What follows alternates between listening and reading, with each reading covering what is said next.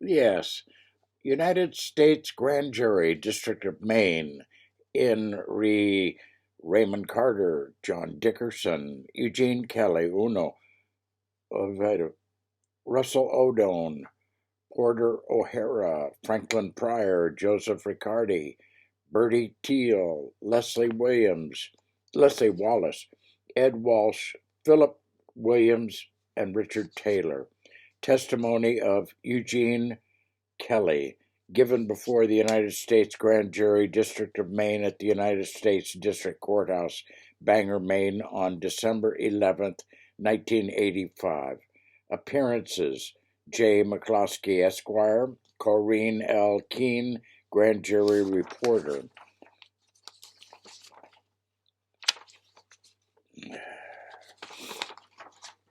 Eugene Carter, a witness being first duly sworn, testified as follows. Examination by Mr. McCloskey. Mr. Kelley, will you spell your last name for the court reporter, please? Kelley. Mr. Kelley, I wrote you a letter a week or so ago, correct? Yes. And asked you to come in and speak to me to see if you were interested in entering into an agreement with the government, correct? Yes. I told you we were investigating the grand jury. The grand jury would be investigating an importation of hashish, which occurred at Dutch Neck Road at Walboro, correct? Yes. And you called me up, correct? Yes. And today you came into my office and you signed a cooperation agreement, correct? Yes. And that agreement provides, does it not, Mr. Kelley, that you will plead guilty to an indictment charging you with the hashish importation into Dutch Neck, correct? Yes. And in exchange for that guilty plea, the government agrees that any sentence you receive will not exceed 2 years. Yes. In jail, correct? Yes. And you can ask for a lesser sentence, correct? Yes. The court may not give you any more than 2 years on your guilty plea, correct? Yes. The court will have the power to give you a probationary term within its own discretion, correct? Yes. And it is also not true that agreement provides that you can be fined under the terms of the statute, but the government won't recommend that a fine be imposed. Yes. Correct? This agreement also provides that you will be subject to a special parole term under the statute to which you plead guilty, correct? Yes. And I explained to you what a special parole term was? Yes. And the agreement also provides that you cooperate and advise the government and tell the government of any illegal activities that you know of. Yes. And also, you also know that you're testifying here before the grand jury and that you will be subject to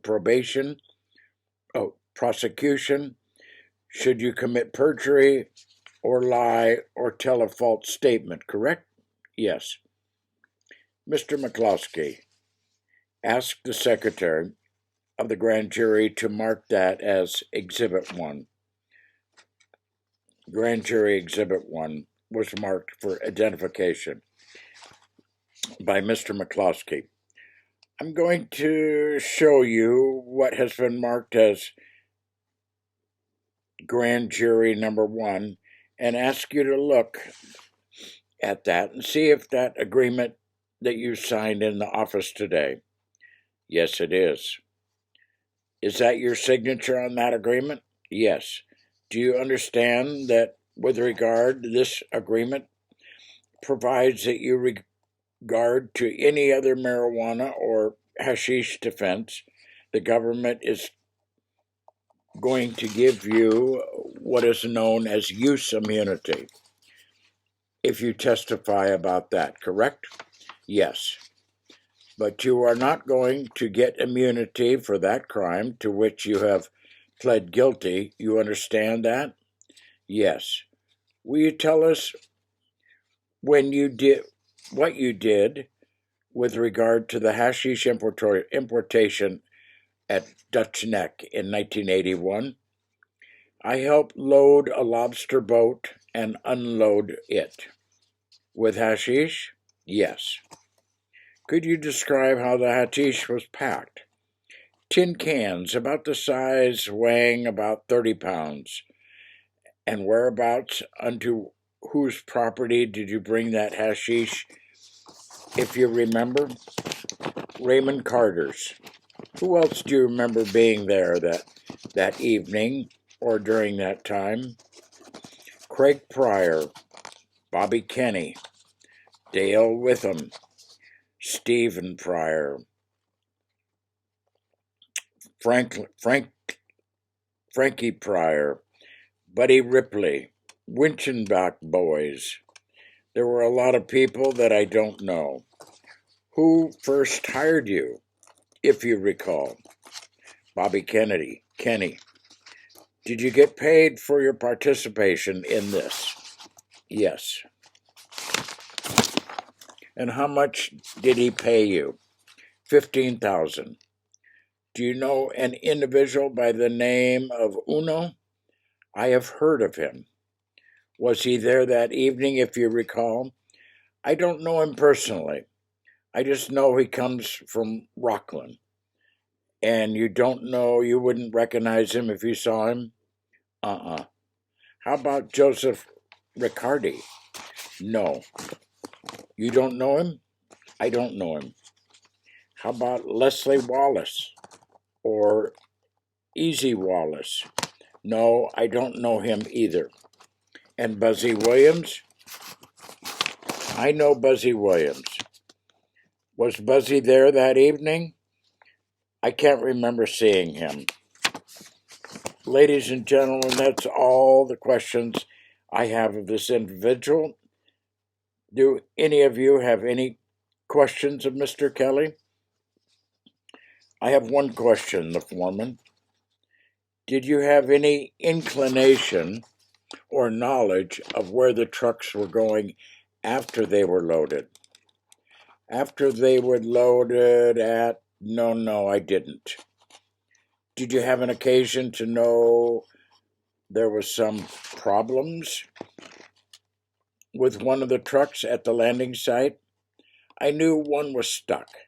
Did you have an occasion to see it? Yes. And how was it gotten out, if you recall? I know there was talk. They brought a bulldozer and a truck with a bulldozer on it. I guess they got it out with that. I never seen them get it at all the way out. But you saw the truck when it was stuck? Yes. The front end of it was off the left-hand side of the old road. They were hooking it. I was back probably 200-300 yards from the truck. They were just getting the bulldozer ready to hook onto it, and I left. Any other questions, ladies and gentlemen? Thank you very much, Mr. Kelley. Certificate. I hereby certify that the foregoing 7 pages is a true and correct transcript of my stenographic notes of the testimony of Eugene Carter taken on December 11, 1985, in the matter of Raymond Carter et al., Corrine L. Keene, Grand Jury Reporter.